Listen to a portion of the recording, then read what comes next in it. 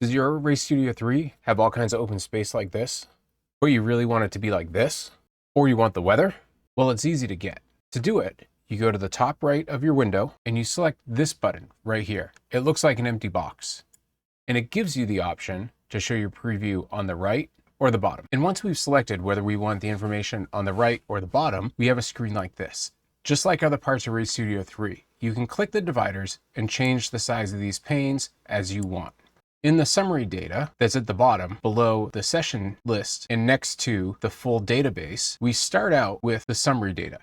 And in that summary data, we have a list of the lap times where we can toggle sessions on or off, and the speeds, and a list of the lap time versus the lap number.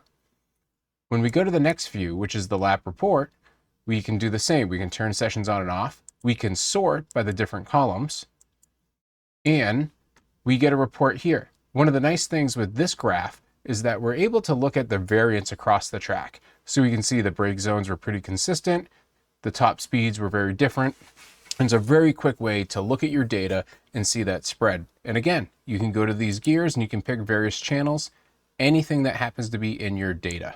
Third tab, the map. As we pull this up, you can display it on a Google Earth. You can pick your tiles just like the other spots and move through it, zoom, do what you want. The fourth tab, weather. This one's really neat. The AIM server has this data on it for 1 year. When you grab your data, it pulls that information in, stores it with the data file, and then you have the weather. So there's no more guessing, was this a dry day, a wet day, was it hot, was it sunny? You get it right here. You don't have to go anywhere else. Very, very powerful. The last tab, information, gives you the properties from the file. It gives you where that file lives on your computer.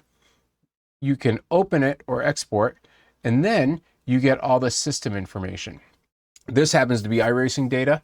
If it was from a logger, you would see what the logger was, the serial number, the firmware, the ECU, and any expansions from AIM that you have on there. It's a really great way to look back and see how it was logged. And if you need some technical help, it has a lot of that information with it. I hope this helps you out. I hope it lets you work with your data better and quicker, and follow along for more tips.